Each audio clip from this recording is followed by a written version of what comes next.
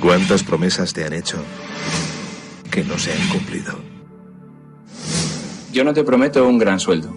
Te prometo un trabajo fijo. No te prometo que siempre sea como el primer día. Te prometo que nunca te faltarán las fuerzas. No te prometo que todos tus compañeros resistan. Te prometo que se puede llegar hasta el final. No te prometo personas importantes. Te prometo personas que no saben cuánto valen. No te prometo que vayan a hacer caso de lo que digas. Te prometo que querrás repetirlo una y otra vez. No te prometo la comprensión de los que te rodean. Te prometo que sabrás que has hecho lo correcto. No te prometo que te vayan a pedir ayuda. Te prometo que te necesitarán. No te prometo una decisión fácil.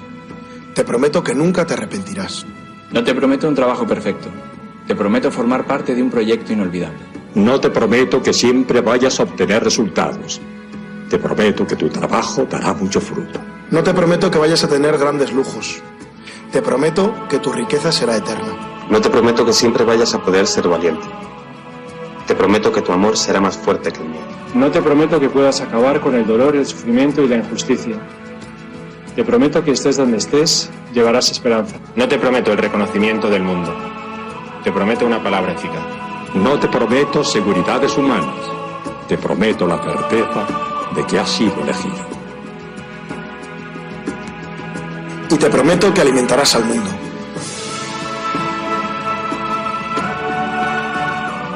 Unirás corazones. Acompañarás a los que sufren. Confirmarás a los que quieren ser fuertes. Experimentarás con ellos la verdadera alegría. Sumergirás a los hombres en la verdad. Y serás sacerdote, testigo de Jesucristo.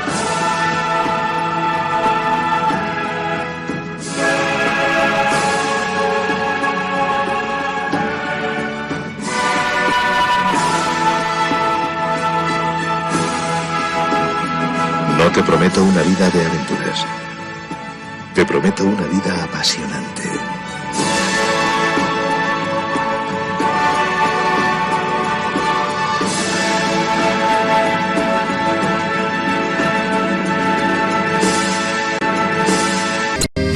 Jesucristo, Señor de la historia, que estuviste, estás y estarás.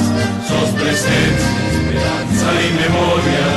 Sos el Dios de la vida hecho paz. Sos el mismo Jesús que estuviste junto al lago de Genesaret, y ante el hambre del pueblo exigiste, denle ustedes por Dios de comer. Quédate con nosotros, Jesús, te da miedo tanta oscuridad. No es posible morirse de hambre en la patria bendita del pan.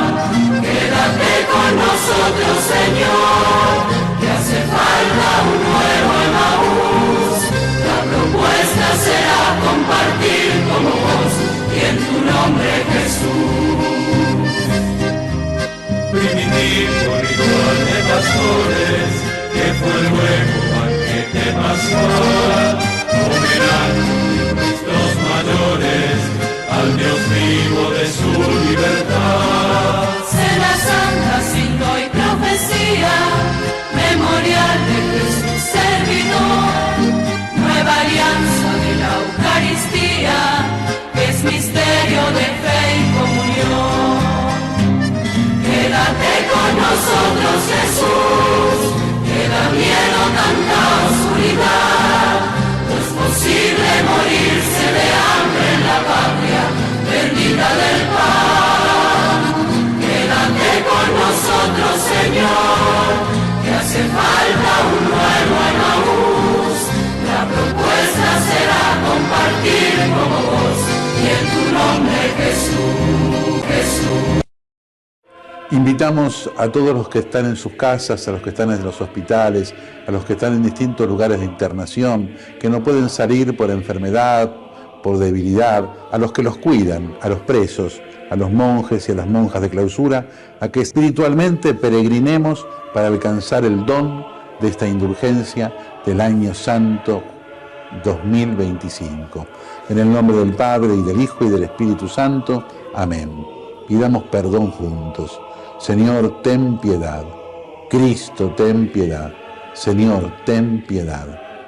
Recemos el credo profesando nuestra fe en Dios en el ámbito de la Iglesia.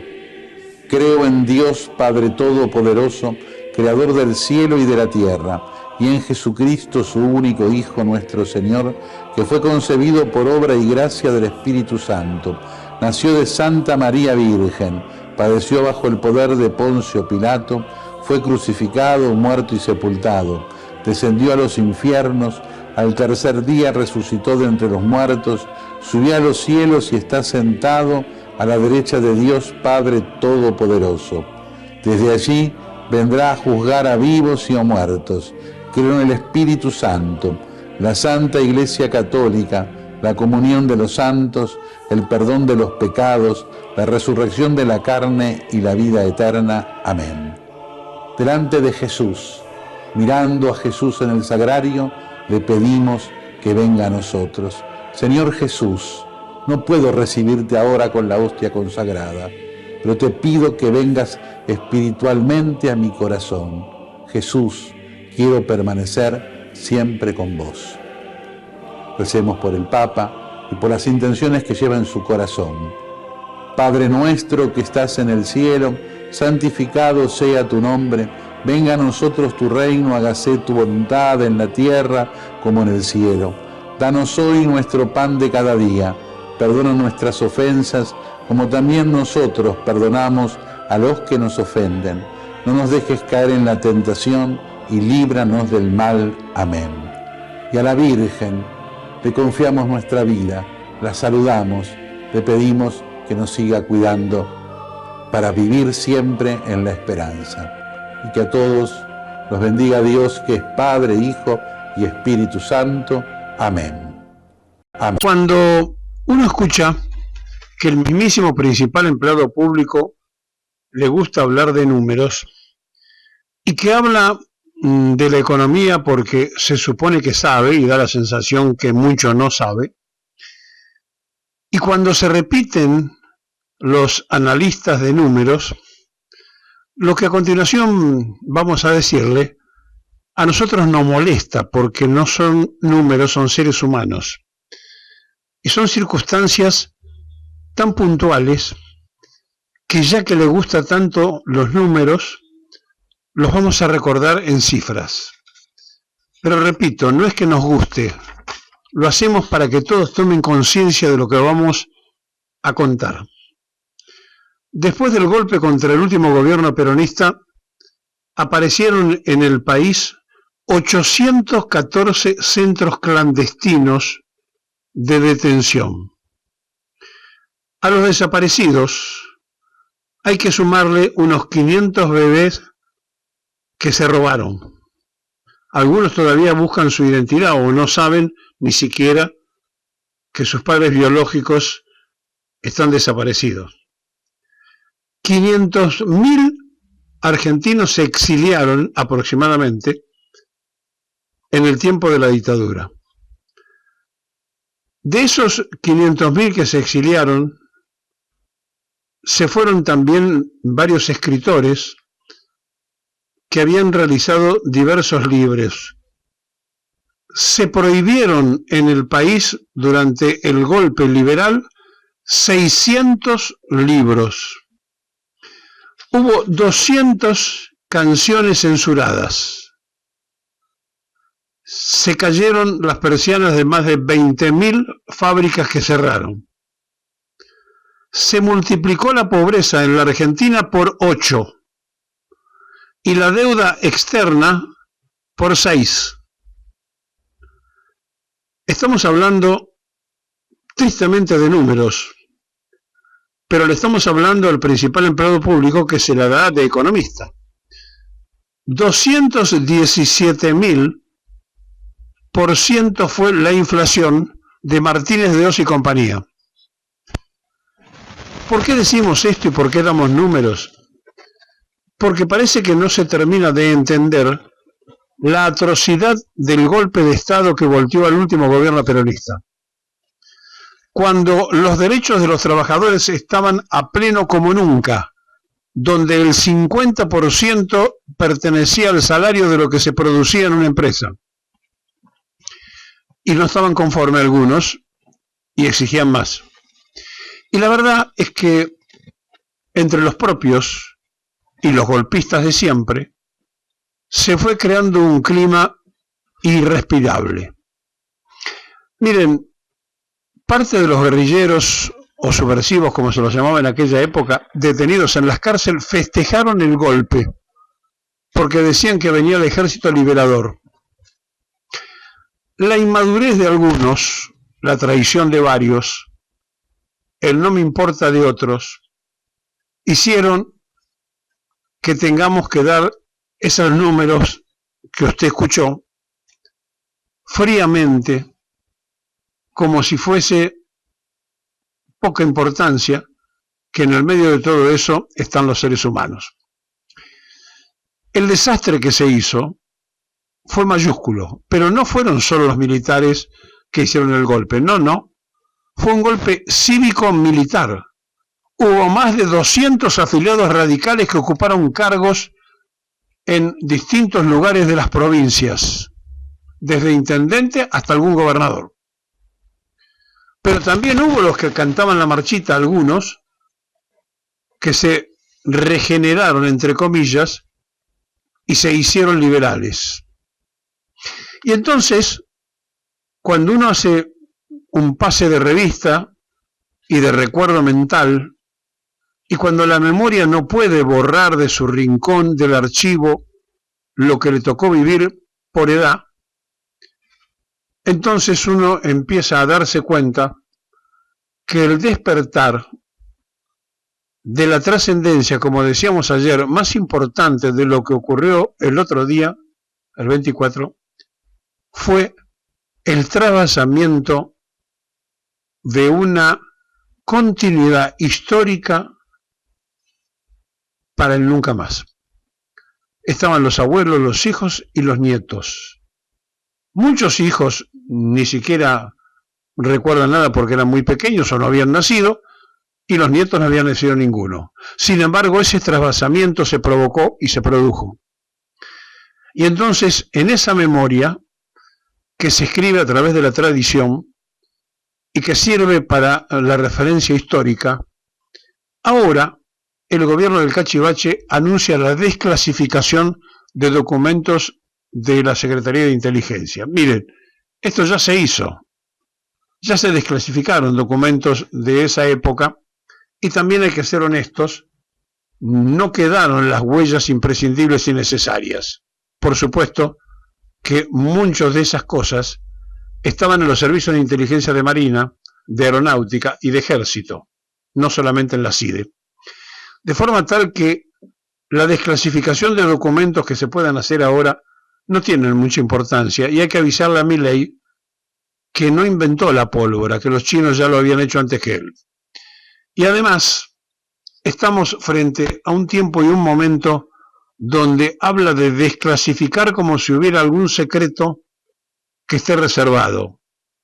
Por empezar, los documentos que había en la Secretaría de Inteligencia ya se desclasificaron en su momento, que tampoco eran tantos, porque se habían generado pruebas.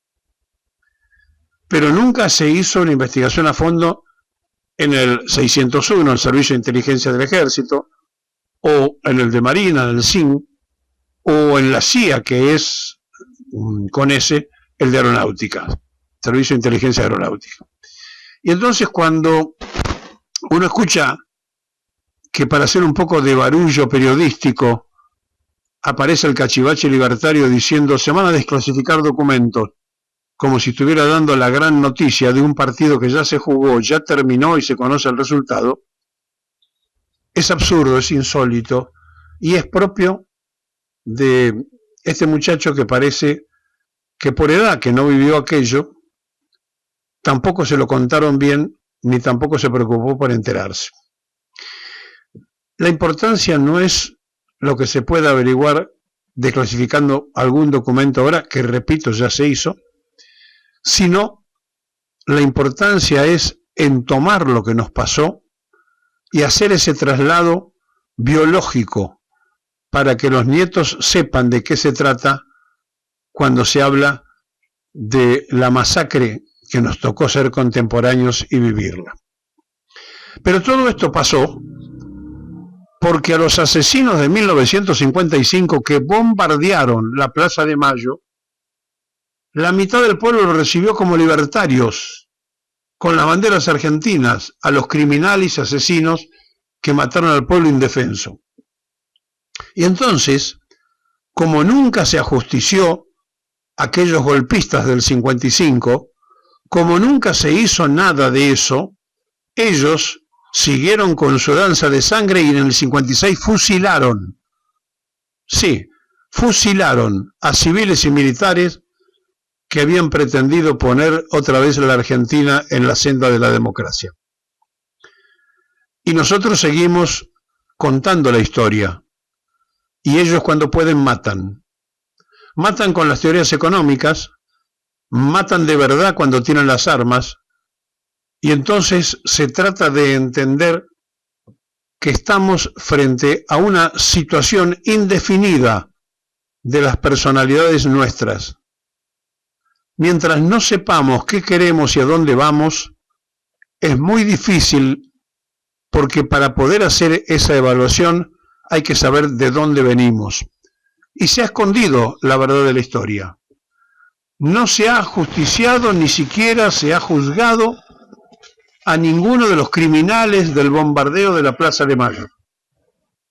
No se hizo absolutamente nada más allá que en época de Perón se había dictado prisión para algunos y demás, y después fueron recibidos como libertarios. El pueblo con la bandera argentina en la plaza gritando libertad, libertad, libertad, a los que habían masacrado el pueblo. ¿Suena eso? ¡Viva la libertad, carajo! Bueno, este nieto putativo del fusilamiento, de los que hicieron la fusiladora de Manrique, este presidente de hoy es justamente la misma línea liberal.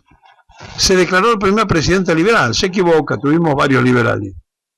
Lo que sí es cierto es que llegó por el voto y los otros llegaron por las botas. La diferencia es que el pueblo instaló a este cachivache, que el pueblo puso a este irresponsable que dijo públicamente que venía a destrozar el Estado, y se votó al que venía a destrozar el Estado. Nos preguntamos qué nos pasa como pueblo. Nos preguntamos que más allá del hartazgo que podían tener, lo que le molesta a gran parte de la sociedad argentina es que todavía, a pesar de las bombas, de los fusilamientos y de los compañeros muertos y desaparecidos, no nos han vencido, y entonces huelen peronchos por todos lados y se ponen furiosos.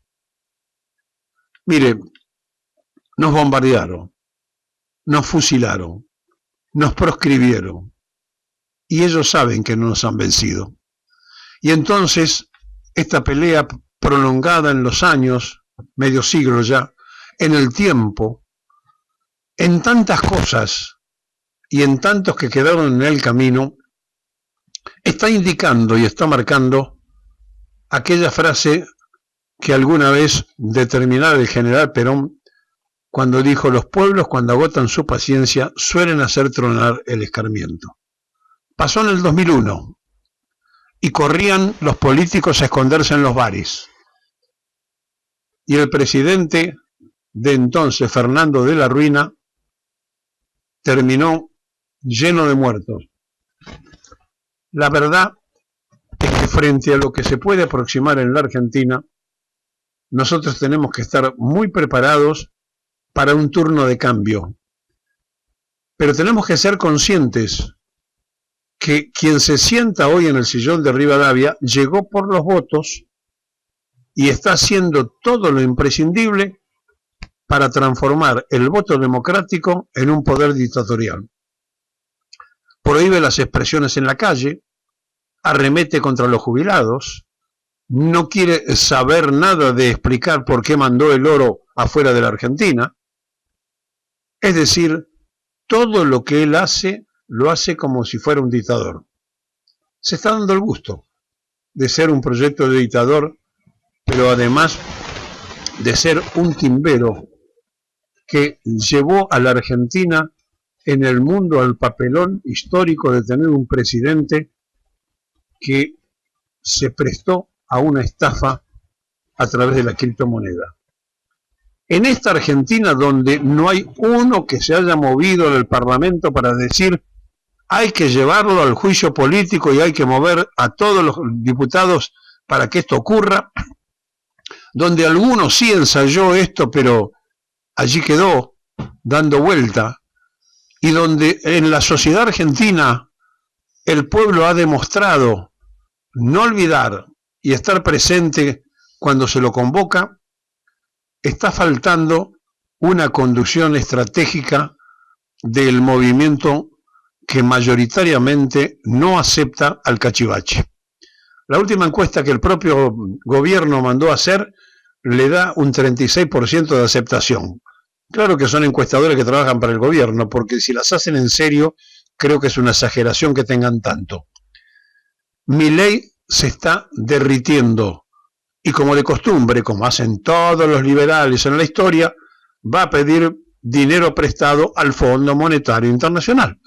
Aquel que en 1956 nos llevó de las narices Raúl Prebisch, que nos estaba esperando, cuando Eugenio Blanco, el radical que era ministro económico de la fusiladora, nos hizo socios del fondo.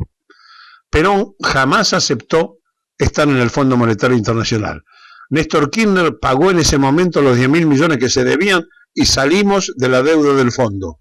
Pero después nos volvieron a meter con un personaje amarillo que volvió a endeudar a la Argentina y con este mismo ministro que hoy tiene el país que nos dejó colgado y pegado en 17.000 millones de dólares.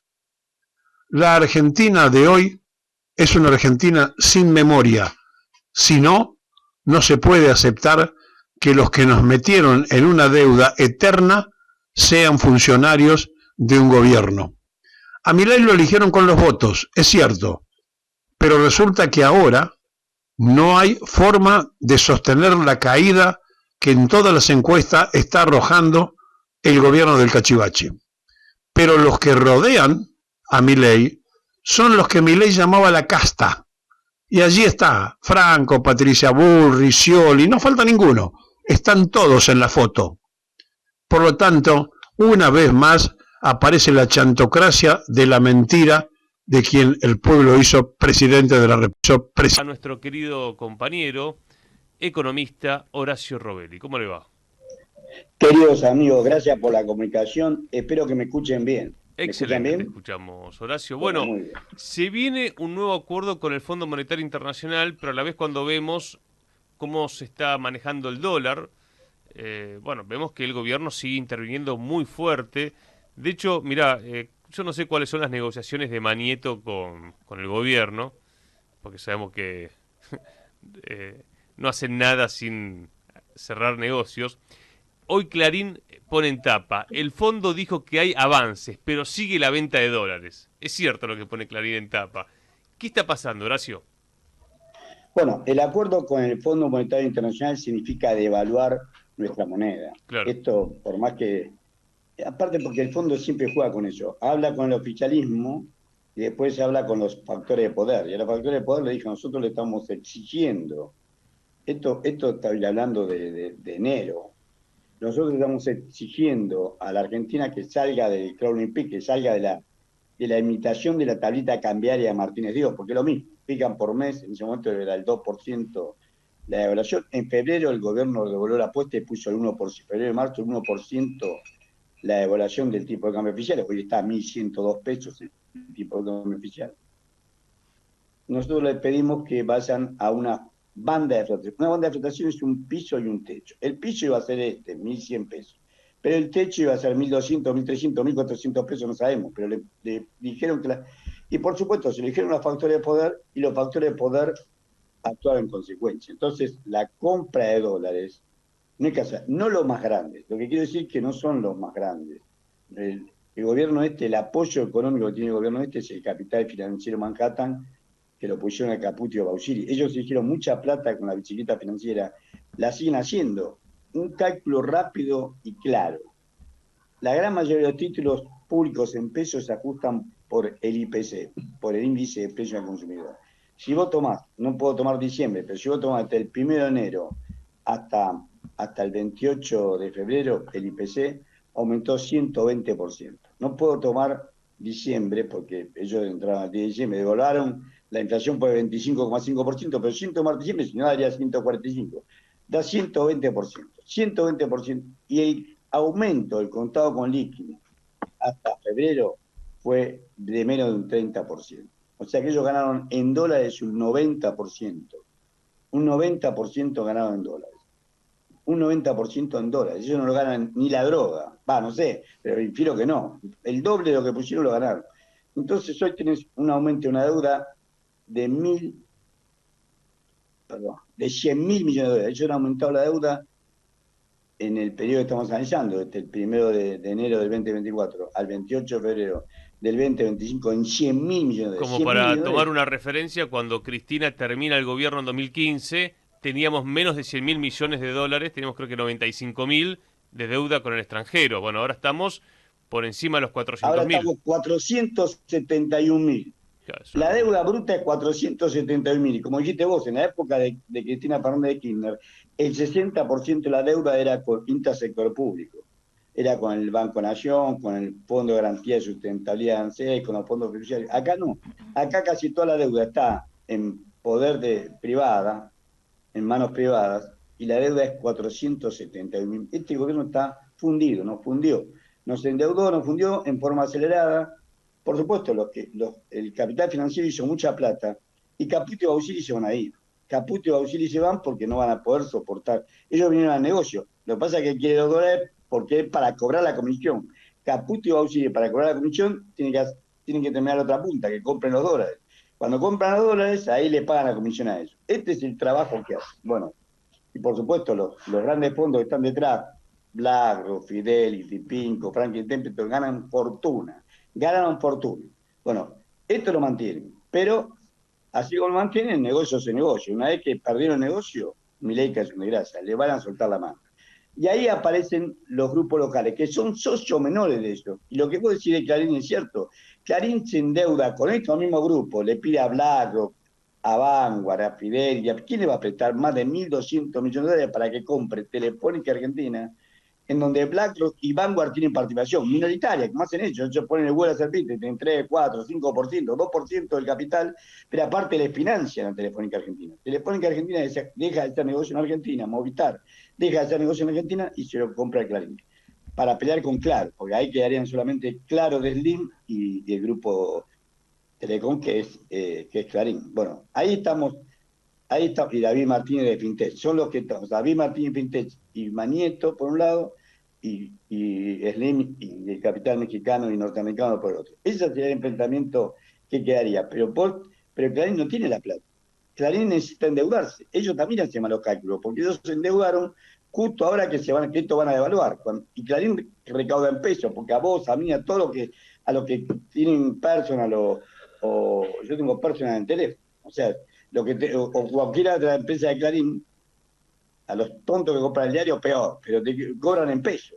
Y esos pesos tienen que agarrar y comprar dólares, y los dólares van a estar más caros. La devaluación es inminente, ya está. Por eso yo te decía ayer que mañana, ellos cada 15 días están felicitaciones en pesos, pero esta vez se les juntó porque ellos fueron tirando la pelota. Primero tiraron la pelota a 90 días, después 60 días, las últimas semanas fueron a 30 días. O sea que los vencimientos que vienen ahora son muy grandes. Mañana vencen 9,2 billones de pesos. 9,2 billones con B larga de pesos. Sí, más de la mitad son títulos ajustables por inflación. Eso te quería preguntar, Horacio. Acá te saluda Leila. Porque en medio de esta caída constante de las reservas del Banco Central, el Ministerio de Economía que conduce Caputo ofrece al mercado bonos atados al tipo de cambio oficial. Contanos un poco, porque claramente es una, digamos, herramienta para protegerse, ¿no?, de la devaluación. Esto es el clásico de todos los jueves, ¿no, Horacio? Que los jueves son cuando, se cambian los bonos, se cambian los papelitos, diría Caputo. Pero acá lo hacían por lo que dice Leila, bien cierto. Acá cambiaban título por peso. Acá le aparece un título en peso, pero ajustado por dólar Lincoln, por dólar oficial. Y esto lo que. Otra vez, por ejemplo, cuando vos devaluabas, licuabas los títulos de deuda porque estaban a tasa fija. Acá vos tenés la gran mayoría de los títulos ajustados por inflación y ahora peor, por dólar Lincoln. Y recordemos que Massa, cuando asumió en agosto del 2022, colocó bonos dual, que se ajustaban por inflación o por dólar líquido, por dólar oficial. No sería nada raro que el gobierno también vuelva a los bonos oficiales. Una deuda muy grande en bonos, estamos diciendo que la deuda aumentó en 100.000 millones de dólares. 100.000 millones de dólares.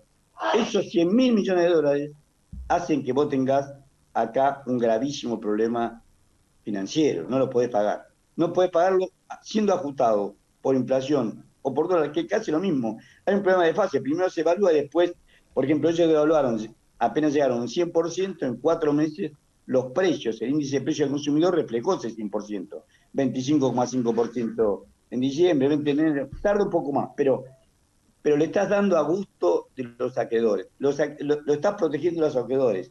Los que desprotegesen hasta el pueblo argentino, nosotros que vamos a tener que pagar con aumento de precios la devaluación que ellos hacen porque no pueden pagar la deuda. Ellos devalúan porque no pueden comprar los dólares, ya nadie le vende dólares más. Ellos están vendiendo dólares de las reservas internacionales a 1.100 pesos, ellos están vendiendo dólares, más de 200 millones de dólares promedio por día desde el viernes, no de la semana pasada, de la otra semana, o sea que ya son 6 días hábiles, 7 días hábiles con el de ayer, 7 días hábiles, que están vendiendo a razón de 200 millones de dólares promedio por día. Esta situación es la que nos encontramos hoy.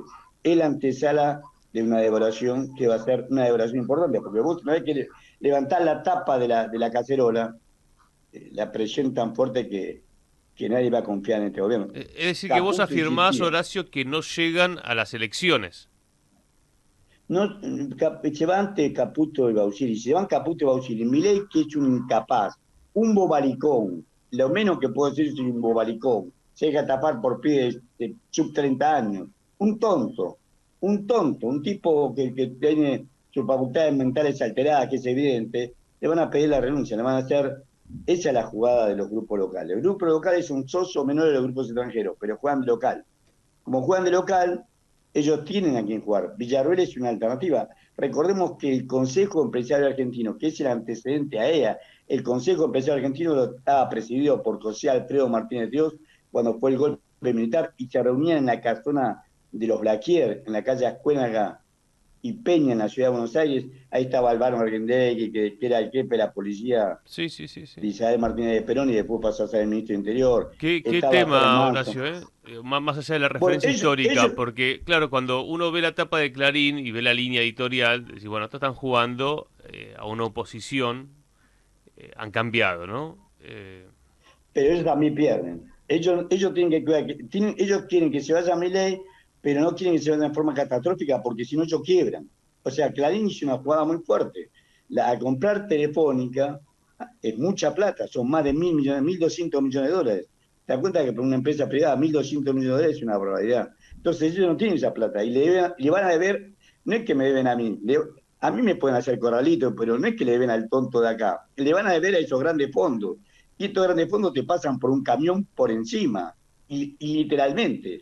Entonces, como se mete con una mafia muy pesada, que es el capital financiero Manhattan, él se tiene que cuidar de que lo quieren echar a Milei, pero que no sea catastrófico. Quieren que hacer una asamblea, en realidad es una asamblea destituyente, es una asamblea legislativa que destituye al presidente y asume la vicepresidencia, como pasó con Juárez Elman, pero no quieren una crisis de proporciones porque los arrastra a ellos también. Claro, si es antes del 10 de diciembre, antes de los 2 años, se va a una asamblea legislativa. La precipitación asimétrica. A ver, ahí se ralentizó el internet, Chi. No tiene esa posibilidad. Horacio, ¿me escuchás bien? Que decía que yo siempre los escuché. No, que si es antes del 10 de diciembre, se va a una asamblea legislativa. Yo igualmente no lo veo eso en términos políticos, no veo que los sectores políticos estén, quizás sí por abajo, van a querer resguardar al gobierno y a la cuestión institucional, ¿no? No digo que acuerde con eso. Bueno, Estoy haciendo una descripción. Yo opino distinto. Yo opino distinto, Lucas. Yo opino que el único sostén que tiene Milei es Marco Rubio, que es el secretario de Estado de Estados Unidos, el canciller de Estados Unidos. Marco Rubio, hijo de la gusanería cubana en Miami, es el sostén político. Y el sostén económico son el capital financiero. Pero no son, el capital financiero lo quiere sostener. Pero el grado de... Maquiavelo decía, vos como gobernante podés hacer muchas cosas, menos hacerte odiar. Y a Milei, muchos de los jubilados que lo votaron, por no decir todos, y de los jóvenes que lo votaron, que hoy tienen menos trabajo y cobran menos, están más precarizados todavía, lo odian. Porque les mintió descaradamente, y ellos tontos que le creyeron, ellos ignorantes que le creyeron, y hoy padecen peor que antes. La pobreza, lo que decía Leila recién, el nivel de pobreza, ¿cómo puede ser? Villarroel habla contra el aborto y tenemos más del 50% de la población bajo la línea de pobreza. El odio hacia Milei es muy grande. Villarroel, en cambio, se ha mantenido siempre en un segundo plano, pero yo lo que te quería decir, así como el Consejo Empresarial Argentino, presidido por José Alfredo Martínez Dios, lo pusieron a Videla lo nombró al padre Villarroel, el padre Villarroel fue a reprimir a mi provincia, Bussi lo condecoró, por reprimir en mi provincia, en los años de plomo, no pelearon contra la guerrilla, peleaban contra la población. Mi primo está desaparecido, lo podemos buscar a la casa. El que estaba en la guerrilla era el hermano, y sin embargo mi primo Carlos Osores está desaparecido. Y con todo esto, como puedo contar de amigos, todos, gente que tenía poco nada que ver. Sí, el operativo Independencia. La idea de ellos era, lo habían aprendido los argelinos, fueron a aprender en Francia la represión, que era que había que pegarle a donde le doliera, a los hijos, a la familia. Bueno, esto lo que hicieron. El padre lo condecoraron por hacer, al padre de la vicepresidenta de la Nación, que este pueblo eligió, fue a reprimir a mi provincia y lo condecoraron. Lo condecoró Bussi. Bueno, que Bussi lo condecoró, es la hija. Si ellos nombraron a Videla, que a su vez nombró al padre de ella, ¿por qué no va a nombrar a la hija? Para mí es claro que los grupos locales, empezando casamente por Héctor Manieto, en esa época era Roberto Roca que iba a la casa. Manieto, un joven Héctor Manieto, Roberto Roca, fueron los Bulgeroni, los Brown, todos iban a la reunión de la casona de la calle Acuénega, Está bien, pero esa es la parte más política y de cómo juegan los grupos económicos. Vos, desde la cuestión de la macro, como le gusta a muchos decir, lo que ves es que esto no se sostiene. No se sostuvo nunca. Ganaron fortuna a costa de la desindustrialización. Pero si el FMI, Horacio, si el FMI pone los dólares, llegan a las elecciones, porque lo que uno analiza en términos de lo que por lo menos el fin de semana se empezó a hablar de posible adelanto de elecciones, rumores periodísticos, no más que eso. Ahora, es claro que el gobierno va a devaluar, porque es lo que analizas vos, lo que analizan otros también. El tema es cuándo se devalúa, y lo que uno ve es que están intentando tirar la pelota para adelante para llegar a que sea después de las elecciones. Bueno, no van a devaluar ahora de entrada no menos del 30%. El dólar, el techo va a ser 1.350, 1.400 pesos. No devalúan de entrada el principio no menos del 30%. La corrección cambiaria que está exigiéndole el fondo a través de esta banda de flotación es no menos un 30% en principio. Pero una vez que vos destapás la olla, la presión, ya nadie cree en el dólar y entran a comprar dólares. Y acá no hay que ver la relación solamente entre la base monetaria y la reserva. Una que no tienen dólares de libre disponibilidad. No lo digo yo, lo dicen ellos cuando presentaron el decreto 179, el lunes 10 de marzo, presentaron el decreto en necesidad de urgencia 179/25, por el cual él se autodelegaba a negociar con el fondo. Sí. El fondo le exigió, no, por lo menos que te lo apruebe la Cámara de Diputados, como pasó. Compraron diputados para que le aprueben este cheque en blanco, que negocien. Bueno, esta anómala situación, digamos, que hacen ellos, esto igualmente los limita también, porque ellos van a negociar con el fondo le va a dar la plata, ya tiene el aval del Congreso, pero no van a querer que les administre Caputo y Bausini. Una cosa es el capital financiero de Manhattan, que lo puso a Caputo y Bausini, y otra cosa son los técnicos del fondo, y ya han vivido esta experiencia con Caputo. Recordemos que Christine Lagarde era la directora general del Fondo Monetario Internacional en septiembre del 2018, le pidió a Macri que lo eche, porque estaba rifando... Pasando limpio, vos lo que decís, Horacio, es que el FMI le pone la plata, veremos cuánto, pero le dice, devalúa 30% y sacámelo a Caputo y Bausili. Exactamente, eso es lo que digo, el fondo presiona para eso, el fondo busca eso, y El capital financiero ganó mucha plata con el carrete y sabe que eso se acabó. Hay un informe de septiembre del 2024 firmado por Larry Fink de BlackRock, donde dice que ellos no van a hacer inversiones en Argentina porque ellos dicen en septiembre, porque la Argentina era muy cara en dólares. Ellos dicen en septiembre. Vos fíjate que ahora, ellos saben, bueno, ganamos plata, hasta acá llegamos, hasta acá ganamos plata, bueno, ahora cambiemos. Vamos a dedicarnos a cambiar esos títulos, esos 100.000 millones de dólares que ganaron, los vamos a convertir, y ellos son dueños de gran parte de esa plata, los vamos a convertir en petróleo, en gas, en oro, en plata, en hierro, en cobre, en aluminio, minerales raros, en litio, en agua pesada, en agua potable, lo van a convertir en bienes nuestros. O sea, lo que es nuestro, lo que nos pertenece a todos, ese es el cierre del ciclo. Ellos sabían que en algún momento esto se iba a terminar. De economía saben. Entonces, y tienen datos y tienen buenos economistas que les sirven como empleados de ellos, que no son ni Caputo ni Bauchile. Caputo y Bauchile son mesa dineristas. Tienen economistas que conocen la macro y que conocen la finanzas públicas y que conocen las relaciones del país. Pero los grupos locales juegan de local. Los grupos locales dicen, bueno, nosotros vamos a poner nuestra gente, ellos van a querer poner su propio ministro de Economía y acordar con ellos. Acuerdan. Un ejemplo claro, porque el mismo día que la Cámara de Diputados vergonzosamente aprobó el DNU 179/25, que es el que le delega las facultades para negociar con el fondo a Milei, ese mismo día a la tarde se aprobó el segundo proyecto RIGE, que era el reemplazo de Petronas. Y ahí son 7 empresas. 2, Chevron es la empresa norteamericana de petróleo más grande, Chevron.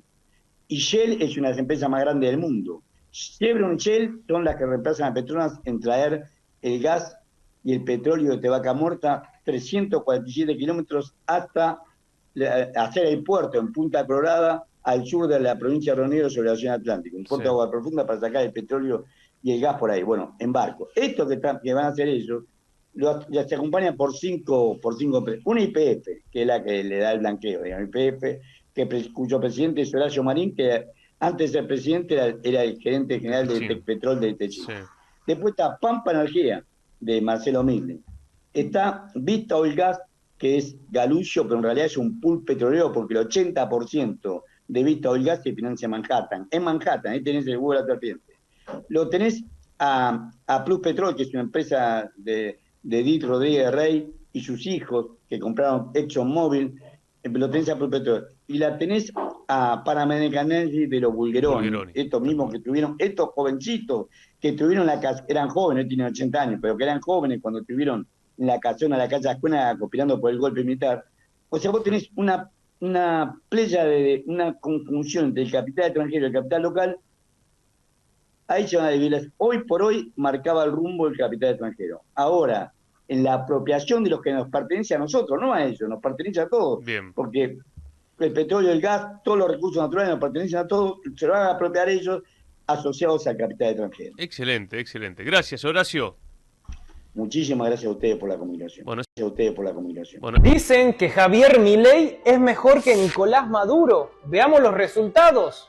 Mientras Javier Milei vació el Banco Central de los argentinos y regaló todo el oro a Londres y encima hizo una deuda usurera, Nicolás Maduro está llenando el Banco Central de Venezuela con lingotes de oro. ¿Y saben qué? Son fabricados por los trabajadores venezolanos metalúrgicos. Hoy se hizo la primera entrega de la primera tonelada de oro con mano de obra venezolana. Y procedo a entregarle una tonelada de lingotes de oro a la reserva del Banco Central de Venezuela, hecho por la clase obrera minera de Venezuela. Nadie nos podrá detener. Recordad que Venezuela tiene las mayores reservas de oro del mundo, de petróleo y de gas. Con esta nueva medida, mano de obra venezolana, Venezuela va a acumular un montón de oro que lo va a usar para intercambiar internacionalmente y además para fortalecer su moneda. En un contexto donde el oro está creciendo a ritmos exponenciales. Sí, el dólar se devalúa frente al oro porque es una maquinita de imprimir Estados Unidos. Recordad que le está yendo re mal. Y qué loco, ¿no? Nicolás es tan inteligente que ya prevé la caída del dólar y está acumulando oro para los venezolanos. Mientras Milei es un vendepatria que nos endeudó otra vez con el FMI y además se robó todo del Banco Central, no quedó ni un gramo de oro. Ustedes díganme, ¿quién es mejor presidente? Uno tiene 1000 sanciones y bloqueo económico y Estados Unidos castiga a quien ose comprarle algo a Venezuela. Y Milei simplemente le chupa las botas a los yanquis y la economía argentina está más destruida que nunca. No sé ustedes, pero para mí Nicolás Maduro es un genio y un estratega y tendría que ser el líder de toda Sudamérica y Centroamérica en la lucha y la libertad de los pueblos, porque hoy estamos sometidos frente al imperialismo. ¿Viajamos para dónde, Ley? Nos quedamos en la región, vamos para Venezuela. Bien. Sí, quedaba a comentar un poco lo que se anunció este lunes. Nicolás Maduro mostraba un lingote de oro que va a ir directo a la reserva del Banco Central venezolano, un lingote de oro hecho por la clase obrera minera. Lo reivindicó Nicolás Maduro de la siguiente manera, lo escuchamos. Ya Venezuela está haciendo con los cánones internacionales más estrictos los lingotes de oro para su reserva nacional e internacional, para su desarrollo con su propio oro. Y procedo a entregarle 1 tonelada de lingotes de oro a la reserva del Banco Central de Venezuela, hecho por la clase obrera minera de Venezuela. Nadie nos podrá detener, porque nos propusimos seguir produciendo el oro. Bien, ahí lo escuchaban a Maduro. Claro, lo hace aparte en un contexto en el que el precio del oro viene creciendo muy fuertemente. De hecho, hace pocos días superó los $3.000 por onza por primera vez en su historia. Y después, bueno, siguió creciendo. O sea, ya rompió ese récord, sigue creciendo el precio del oro en un momento en el que, bueno, hay una incertidumbre a nivel global. También todo esto lo impulsa el propio gobierno de Donald Trump, ¿no? Con los aranceles que busca aplicar y demás. En momentos de incertidumbre, el oro es, bueno, ese refugio seguro, por eso apuesta a Venezuela. Aparte, fabricación nacional propia, ¿no? Los mineros venezolanos fueron quienes construyeron ese lingote que mostraba ahí Nicolás Maduro, 1 tonelada que va a ir directo a las arcas del Banco Central venezolano. Te decía, bueno, hablábamos de Donald Trump porque recordemos además que viene creciendo la presión sobre el gobierno de Maduro. De hecho, ya anunció aranceles del 25% a los países que le compren o que negocien con el gobierno venezolano, ¿no? Aquellos que compren crudo, petróleo venezolano, van a tener ese tipo de aranceles, con lo cual, bueno, también presiona por otros frentes el gobierno de Donald Trump. Así que en ese marco es que anuncia esto. Por otro lado, también explicó que las sanciones ya no hacen mella en el pueblo venezolano. Lo escuchamos. Podrán sancionar y poner aranceles a lo que le dé la gana. A lo que no podrán sancionar es el amor y el patriotismo del pueblo venezolano, de la clase obrera, de los empresarios, de los campesinos, de las mujeres. Jamás podrán sancionar el alma de un pueblo que derrotó a un imperio que tenía 300 años acá, clavando sus garras.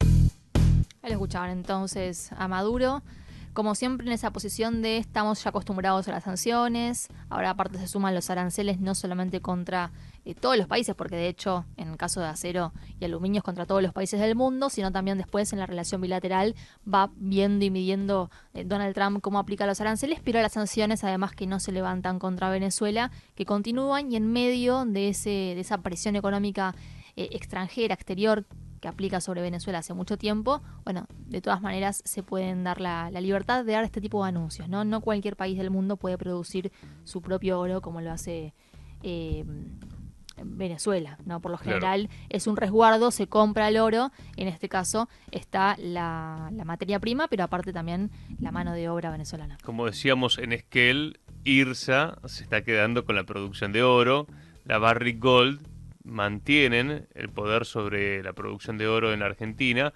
y cómo se la llevan, ¿no? Esto muchas veces lo ha planteado Pablo Moyano como dirigente sindical, diciendo, che, ¿cómo es la producción minera? Se cargan los camiones, se pesan en el puerto y después viene la declaración jurada de cuánto mineral sacaron, pero en realidad no está. Es un saqueo, digamos, sin peros, ¿no? Sé que estaba repasando en el año 2009, viste que, bueno, en 2008 se da la crisis internacional, la crisis también del dólar, entonces hay mucha discusión respecto de, bueno, qué es lo que hay que hacer en la Argentina. Año 2009 hay una nota que saca Federico Bernal. Federico Bernal hizo por aquellos años con Juan Natalicio un apartado sobre Malvinas excelente, una investigación muy interesante que se sacaba con Tiempo Argentino, cuando Tiempo Argentino estaba en manos de Spolsky. Y bueno, después Federico Bernal fue funcionario del anterior gobierno, creo que fue en Argas, ¿no? Estaba con el tema energético, que es su especialidad. Ahora, lo que planteaba Federico Bernal es, ante la crisis internacional tenemos que aumentar nuestras reservas en oro. ¿Qué planteaba? Planteaba dos vías posibles. Una era una ley que obligue a las empresas mineras, supongamos Barrick Gold, o ahora los de Stein, IRSA, a que operan en la Argentina, es decir, que extraen el oro de la Argentina, a que vendan el oro al Banco Central. Obviamente que acá habría toda una discusión, imagínate, ¿no? Ahora, y la otra es nacionalizar, o sea, intervenir, expropiar, analizar los pasivos ambientales, hacer las cuentas y decir, Barrick Gold, se terminó tu tiempo en la Argentina. Esto, claro que suena utópico, implicaría, bueno, un nacionalismo fuerte, que avance sobre los bienes comunes de la Argentina. Ahora, que tenemos oro, tenemos. Como dato respecto de los yacimientos de oro en la Argentina, somos el segundo productor de oro de Sudamérica y el 14º a nivel global. Claro. Fíjate que es un debate que no está en la Argentina. No. Venezuela lo tiene porque, bueno, tiene un gobierno nacionalista, que seguramente le harán un montón de críticas, ¿no? De aquí y de allá. Yo siempre digo, bueno, que lo discutan los venezolanos. Ahora, que está avanzando en términos nacionales, no hay duda. Ni hablar. Y que pueda dar este tipo de anuncios en un contexto realmente muy adverso también, bueno, suma mucho, ¿no? Porque, bueno, y más que nada en países como el nuestro, donde este tema de las reservas también determina la situación general de la economía y eso impacta directamente en la vida del cotidiano de la gente. Y estamos yendo al Fondo Monetario Internacional. Claro, digamos, la respuesta es otra, diametralmente opuesta. Si tuviéramos control sobre el comercio exterior, otra cosa pasaría en la... Personas que vimos, sobre todo adultos mayores que han recibido el gas en la cara, algunos de ellos decían estaba sentado, mucho enojo por parte de los jubilados que los acompañaban recién, incluso increpaban a la policía, les decían por qué nos golpean, por qué nos gasean. Bueno, mientras tanto ahora nos están acompañando ustedes en este recorrido por la vereda de la confitería El Molino, esto es, y acá estamos llegando a ver a este hombre que está... Me dejaron de nuevo, me agarraron de punto, me persiguen por todos lados, ya no sé más dónde estar, voy a estar muerto en el cajón y me van a estar tirando gas pimienta, son asesinos, tengo una costilla fisurada, el 12 me la fisuró, Gendarmería me fisuró una costilla y esto ahora me tiraron gas pimienta en la vereda, estábamos en la vereda cuando nos tiraron gas pimienta, eso es terrorífico lo que hacen. ¿Dónde estaba? Ahí, en el anexo del Congreso, en la vereda, y ahí me tiraron en los ojos. Un chico vio todo, en los ojos, directamente en los ojos, mire cómo me dejaron. Eso es de asesino, eso ya es de asesino. ¿Cómo es tu nombre? Mi nombre es Ramón Contreras, Ramón Egidio. Gracias chicos C50, gracias por estar. Ahí está, bueno, otro herido por los gases también, acá en este puesto donde están ayudando a las personas lastimadas, ya son varias las que hemos visto. Acá estaba esta mujer también que les mostrábamos hace un ratito, que ya pidió que la acompañaran para irse del lugar. Y acá se está atendiendo a las personas que reciben el gas, bueno, por parte de los socorristas de siempre, que llegan para auxiliar a los jubilados en estas situaciones. Pensaba en esto, ¿no?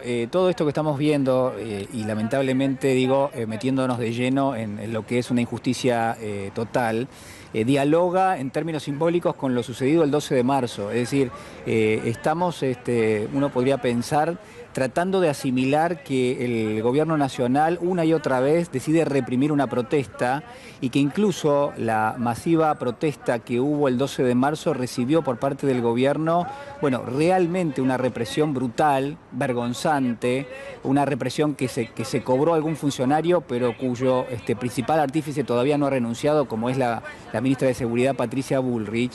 Y en ese contexto, esto que se repite una y otra vez, y uno se pregunta, ¿hasta cuándo? ¿Hasta cuándo? No sé, Dani, ahí si querés acercarle el micrófono, porque este señor, por supuesto, sigue muy indignado, ¿no?, con lo que le ha pasado. Sí, quiere ser escuchado, claro, ¿no? En definitiva, eso es lo que hacen ahí, sí. Dani. Sí, está contando cuánto es su jubilación, decía recién, está con mucha bronca. 120.000 pesos. Me duele toda la cara, estábamos en la vereda cuando nos gasearon, ya no nos quieren en ningún lado. Pero ¿sabe por qué no nos quieren? Porque los viejos sabemos. Nos hemos olvidado de todo, pero la dignidad no la perdemos y no perdemos la memoria de lo que son. ¿Por qué me hacen eso? Mire, ¿qué mal le hice yo al pueblo? ¿Qué mal le hice a la sociedad para que nos traten así? Nos dan 2 monedas, ahora nos aumentaron un 2%. Un 2% no alcanza ni para 1 kilo de papa. Bueno, así nos tienen a los viejos viviendo. La gendarmería me pegó el 12, me gasearon. Tengo una denuncia puesta, voy a volver a poner otra denuncia. ¿Qué hacen los jueces? ¿Qué hacen los fiscales que no paran semejante represión? Ellos son jueces, ellos son fiscales. Son superior a todo poder. ¿Y por qué no actúan de oficio? ¿Por qué permiten que nos maltraten así a nosotros? ¿Por qué? ¿Qué le hicimos nosotros? No le hemos hecho nada a nadie. Mire cómo tengo mi mano, mire. Y nos tratan de delincuentes, nos tratan de vagos, no, nos mataron un pibe. Ese pibe era un fotocámara. ¿Cuántos años tiene usted? Voy a cumplir 75 años. 75 años voy a cumplir. Trabajé toda mi vida. Y así me tienen, maltratándome todos los miércoles, los maltratan y los maltratan y los maltratan. En Merlo, San Luis, la presencia y el trabajo, por así llamarlo, de los artistas callejeros. Así es. Para eso tienen que hacer toda una serie de trámites, pero los corren y los meten presos. Bueno, uno de ellos tocaba la marcha peronista. Así es. Mirá. ¿Y cómo terminó? Preso, por tocar la marcha peronista con un trombón. En San Luis, chicos, tocás la marcha peronista y terminás preso. Lo quieren llevar preso. Lo quieren llevar preso. Chicos, artista callejero con el trombón, preso por tocar la marcha peronista en San Luis. Ahí está el instrumento, miren. No son delincuentes, no son secuestradores, no son narcotraficantes. Artistas callejeros, mirá, ni se resisten. ¿Cuál es el delito? ¿Cuál es? Los vecinos que estallaron en bronca porque se lo llevan detenido por tocar un trombón. Ustedes tomen magnitud de lo que estamos viviendo. Argentina 2025, Argentina de la libertad, señores. La libertad de Milei, preso por tocar la marcha peronista. Mirá. Acá lo tenés. Ahí está. Ahí está el delito. Ahí está el delito, mirá. Yo lo quiero acá, lo quiero en piso.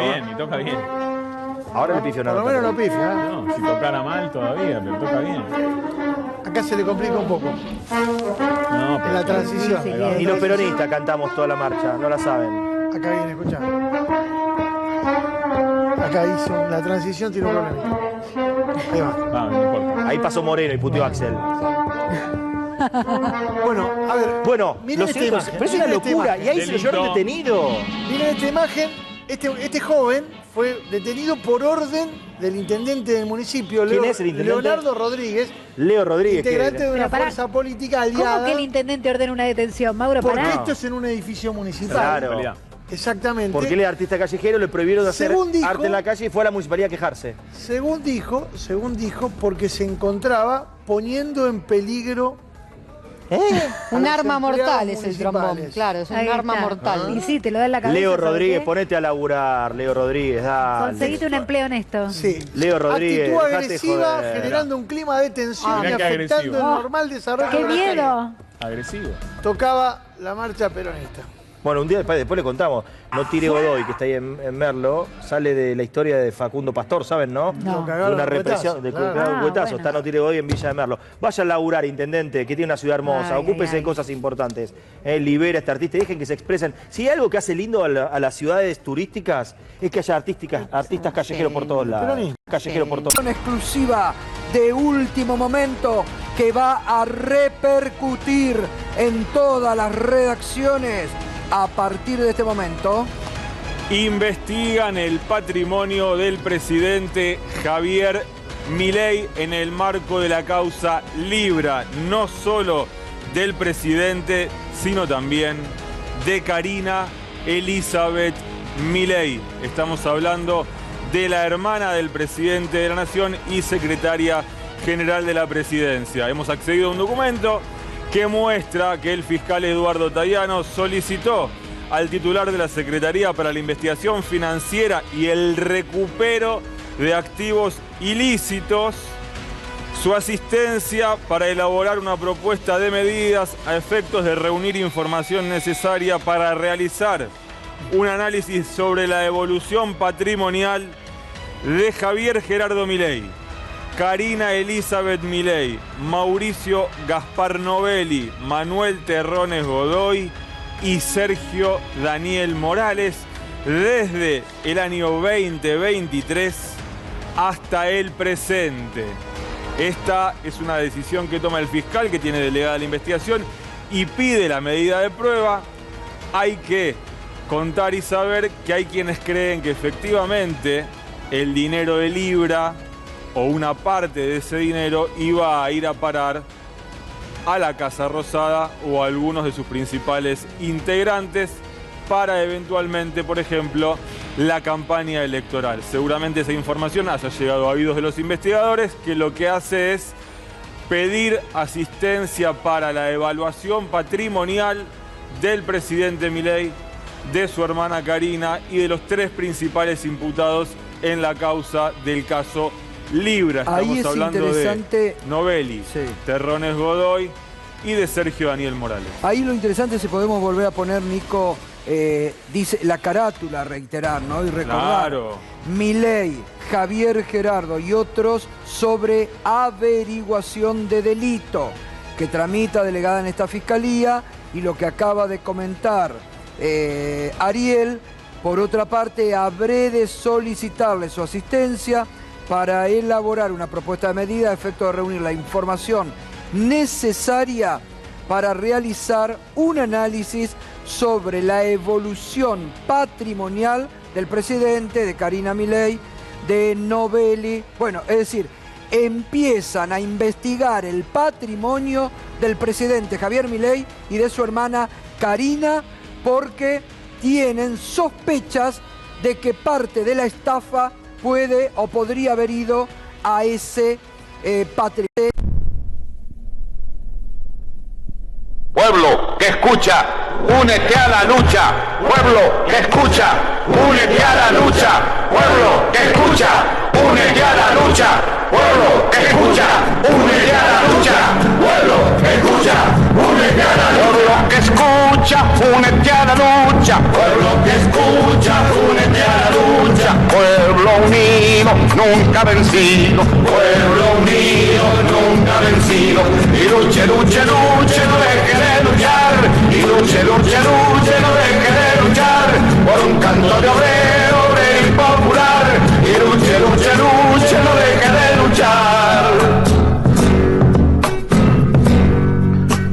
Pobre el pobre que no luche,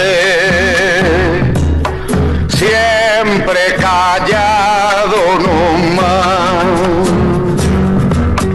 Le han de robar su guitarra, nunca más ha de cantar.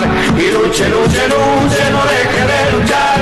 Y luche, luche, luche, no deje de luchar. Por un canto de obrero, obrero y popular. Y luche, luche, luche, no deje de luchar. Pueblo que escucha, ¿qué cosas tiene mi pueblo que no las puedo callar? Cualquiera viene ofende y el calladito nomás. Pero guarda al que trampea, pero guarda al que le miente, porque mi pueblo no es tonto, porque mi pueblo es valiente, porque mi pueblo algún día cuando la sangre reviente habrá de salir cantando con un fusil en la frente, y entonces no habrá más niños durmiendo bajo los puentes, ni obreros, ni campesinos, siempre apretando los dientes, porque mi pueblo es de machos y nadie me lo desmiente. Y luche, luche, luche, no deje de luchar. Y luche, luche, luche, no deje